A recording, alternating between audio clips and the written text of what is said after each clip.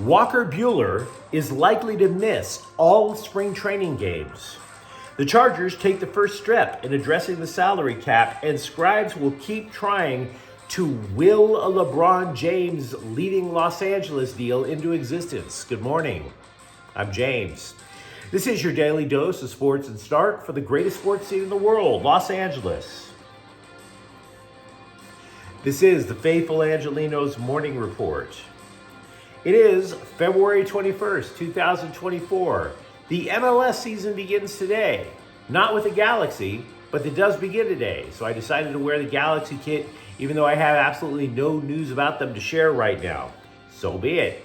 Do you like being in the know about LA sports? Well, if you do, click and clack the like button. Click and clack the subscribe button. There's a notification bell. Hit that. It lets you know we drop new content. Sharing is caring. Let people know we exist, and by all means, comment. You know I look forward to hearing from you guys. I am not a Patreon snob. You don't have to pay me to chit-chat. Before we go through the news and notes, a look at the scoreboard. Pierre-Luc Dubois scored twice, and the Kings beat the living daylights out of Columbus 5-1.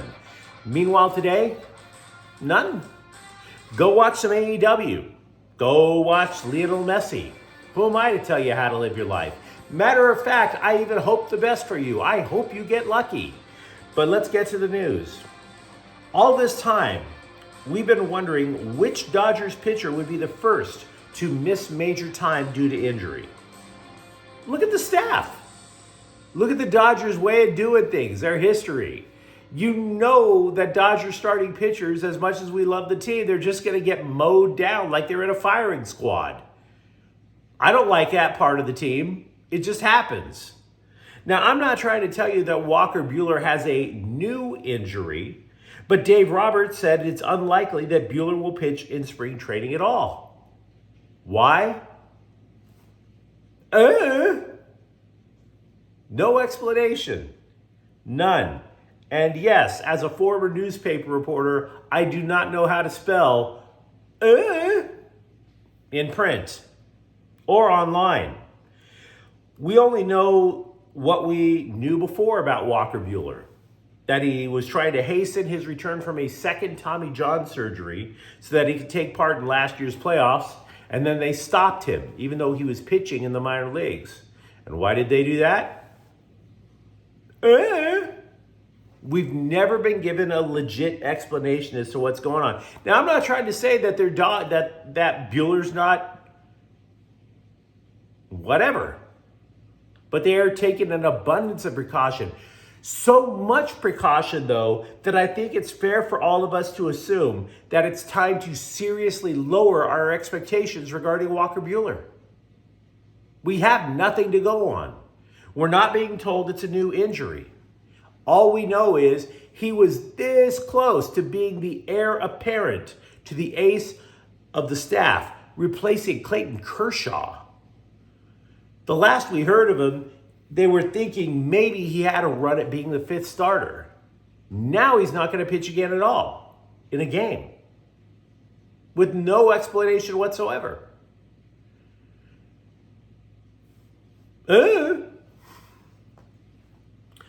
Meanwhile, as for people who can actually take a mound, Roberts said that Yoshinobu Yamamoto and Tyler Glasnow, two additions to the Dodger staff, and by the way, Glasnow, notoriously injury-prone, are likely to be the starters when the Dodgers open the season with 2 games against the Slum Diego Padres in South Korea next month.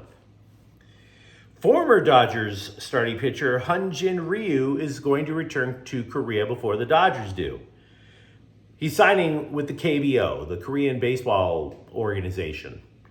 Now, maybe he's not returning quite the conquering hero, but the KBO offered him something that he preferred over what any major league team gave him.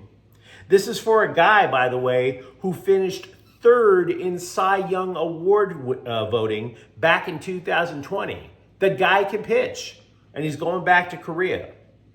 And by the way, he's yet another player that the scribes really thought the Dodgers were going to pursue. Wrong yet again, scribes. Wrong yet again. And I got to be real with you. I've been getting sick of looking at this whiteboard that I put behind me that listed all of the idiot scribe Dodger rumors. So I'm also now going to start doing what I can to whittle this list down to next to nothing. At its apex, the national and local baseball media told us all, swore on a stack of Scientology books, that the Dodgers were going to do what it took to add 42 players, 42 different players to their roster. How many times were they right? Glad you asked. 8. So, by going through the list last night of who was left over, the dregs, if you will, I'm going to assume all trade rumors are wrong. Why? Because all spring training sites have opened, and those players have reported. So, that whittled the list down some. Michael Brantley retired, cut him off the list. After having 42 players, we are now down to 5 players that the scribes told us the Dodgers were pursuing, which means that the scribes were wrong on 29, perhaps as many as 34. Now, I've been saying this to you guys for years, folks. When the sports press swears that this trade or this free agent rumor, that this is so hot off the press legit, you're better off researching why nobody passes gas in the Old Testament. It's just as useful. Don't buy what the press is selling you at all times. Here's how we know that the Dodgers minor league system is in a state of transition. Yesterday we mentioned how CBSSports.com thinks that Dalton Rushing is the Dodgers' best prospect. Another outfit said, no, it's going to be starting pitcher River Ryan. That's your best prospect. Now The Athletic has chipped in, and according to them, nope, it's not Rushing. It's not Ryan. It's not even a guy named Ryan Rushing. No, it's Josue De Paula, who was signed as an international free agent. He's a Dominican teenager. He is praised for being a selective power hitter, and if he reaches a show, could become one of the game's best. His problem? He can't run. He runs like he's carrying a refrigerator and stopped halfway between first and second to get a beer. That's how slow he is. So he might wind up being a first baseman when Freddie Freeman decides it's time to hang it up. To give you an idea, because the Athletic did go thoroughly, let's take a quick look at the Dodger minor leagues. They believe Ryan can be an eventual number 2 starter, but he's not ready for the bigs. Third is Rushing. We know he's not ready. All 3 of them might be years away from reaching the major leagues.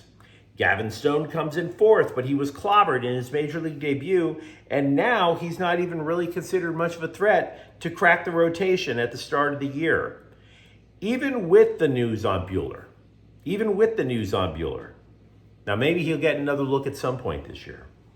The Athletic ultimately went through the Dodgers' top 20 prospects, and while some of them are worth paying attention to, it's not really that big of a deal as it used to be. The Dodgers minor league system has taken a step back. Most of these guys are in low single or regular single A. Even Andy Pages, once considered a top 100 prospect, has taken steps back because he had a lousy 2022 and had shoulder surgery last year. Same pitcher Landon Knack, injured the last couple of years. So the Dodgers farm system, not as elite as in years past. Keep that in mind whenever you start hearing about pitchers going down with injury again, because you would assume they would look to the minors. Maybe that's not going to be as easy this year.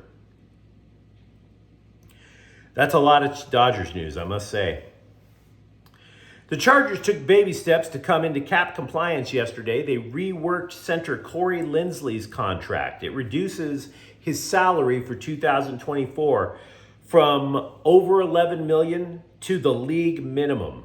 None of this means he's playing, okay? Recall, he said he was 99% sure that he would hang it up due to a heart condition that cut short his year last season. It's going to help the Bolts a lot, though, that he took this salary hit. It creates more than $10 million in cap space this year. And the Chargers, by the way, they are way over the cap. Way over. Estimates have it at least $50 million. So that's not chump change that Lindsley gave back. That's gonna matter. Moreover, with Lindsley's contract, you can spread the pain over the course of 2 seasons if Lindsley retires after June 1st. Meanwhile, Austin Eckler is considered a candidate to get the franchise tag, according to CBSSports.com. But having said that, the estimate that a running back would get if he is franchise tagged is $11.3 million. This is a guy who keeps trying to act like he's been Marshall Faulk for all this time, but he has never rushed for 1,000 yards in a season. He barely averaged 3 yards a carry last season. Do you really want to give this dude $11.3 million? I wouldn't. I'm just saying. If you're wondering, by the way, because we are talking about how to fit players under the cap, if you're wondering what the Chargers could do next to become cap compliant, The Athletic went straight to cut Mike Williams. Sorry about that knee, bruh. Cut Mike Williams. And you can understand why that The Athletic would urge the Chargers to cut the wide receiver without much difficulty. He has the second highest cap hit of all wide receivers in the league for next year at more than $32 million. $32 million. So in conclusion, the moral of that story is cut Mike Williams. I'm starting to believe that the national press is trying to will LeBron James leaving LA into existence. They have it based on nothing, but they keep talking about it. ESPN started it last week with a trade proposal that ended in one phone call, which, by the way, happens in the NBA all the time. Team A calls Team B, hey, can I have your best player? Up yours, click. That's what happened when Golden State called the Lakers and asked for LeBron. The Lakers told him to buzz off, but that led to an entire week of pontificating. What? But it did. Never mind that these same scribes, remember how I talked about the Dodgers, how the scribes were wrong all along about the Dodgers trade rumors? The scribes were 0 for 19 on Lakers trade rumors going into the trade deadline this year. They totally ignored how wrong they were and just got right back on the horse of ignorance to ride off into the sunset of naivete. That's how stupid these guys are. How can we get LeBron to leave Los Angeles? So CBSSports.com decided to jump in and they ranked every single team's chance at pulling him from the Lakers. Ultimately, the scribes think that only 8 teams have a snowball's chance in hell to land LeBron for next year. Your favorites? You guessed it, your Los Angeles Lakers. So what are we talking about here? Why are we seeing all these talking heads bloviating on something that has no basis in reality? Anybody? You mean I went to journalism school for that? I'm guessing CBSSports.com thinks that they're getting ahead of the NFL offseason by making predictions about franchise tags. We told you about Austin Eckler earlier. But it looks like micromanagement to me. By the way, they do not believe that the Rams will need to use the franchise tag because the free agents that they have simply aren't good enough to warrant one. Even guard Kevin Dotson, who was considered the best interior offensive lineman in the game last year, they could slide him in relatively easily with the salary cap space that they have. It's been a widely held assumption, though, that the Rams obviously would like to make more cap space. Not every player is worth his or her contract. There's been a widely held assumption that the Rams will part ways with center Brian Allen. But there's a twist. If they cut him before June, there's a cap hit. Cutting him after June 1st, cap savings. However, the current starting center for the Rams is Coleman Shelton. Shelton can void his contract in the next couple of weeks, and if that happens, he's a free agent. And if that happens, then the Rams need a starting center. Maybe in that case, they don't cut Brian Allen. The Rams have also hired former Raiders tight ends coach Jerry Schlepinski as a senior offensive assistant. Schlepinski, which is a very amusing, singable name, is also known for his work with quarterbacks, such as in New England with Tom Brady. I mentioned earlier that tonight is the start of MLS season. Now, LAFC is not playing either, but MLSsoccer.com decided to put all teams in tiers on whether they could win the title. And once again, we have confirmation that the scribes are expecting LAFC to do something as opposed to actually being, ready for the season. They're finally admitting the quiet part out loud. All this hype that they give LAFC is based on what they anticipate LAFC will do with its roster, which they haven't done yet.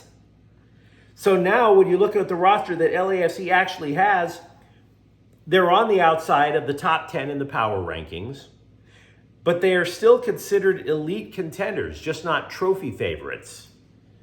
They have lost so many players in the offseason. And besides, they asked themselves a question that I haven't asked. What if Dennis Bouanga is just a one-year wonder? I think Bouanga has skills, but what if he is a one-year wonder? The hope for the black and gold, according to pretty much everybody in the national press, is that the front office adds to the roster as the season goes along. Now, by the way, if you want to know how booty backward Major League Soccer really is, the top two teams in the power ranking both come from that soccer capital of Ohio. Yes, Pele was so disappointed back in the day. He really wanted to wind up in Cleveland. Unfortunately, NASL just was like, no. We have our ways of doing it, sir. You're going to New York City. But I really want Cleveland, he said from his palace in Brazil. The two best teams in MLS soccer, Cleveland. Both from Ohio, I should say. You can't keep them all. When Chip Kelly bailed on UCLA, it opened a 30-day window for players to flee in the transfer portal. Kicker RJ Lopez is leaving the Bruins and heading for Purdue. Now look, it doesn't mean much in the grand scheme of things because the Bruins have already added a kicker from Cal in Mateen Begani. So honestly, no offense to Mr. Lopez, I wouldn't exactly call that a loss. But you let me know what you think in the comments thread. Talk to me about the state of Dodger pitching, even without Walker Buehler. Are the Chargers going to wind up cutting Mike Williams to become cap compliant? And if you enjoy the content, don't forget to subscribe to Faithful Angelenos. We're talking LA sports every single day here. Thank you for watching. I'm James. We'll be back tomorrow. Faithful Angelenos is a Kian Corte El Queso production. Take care.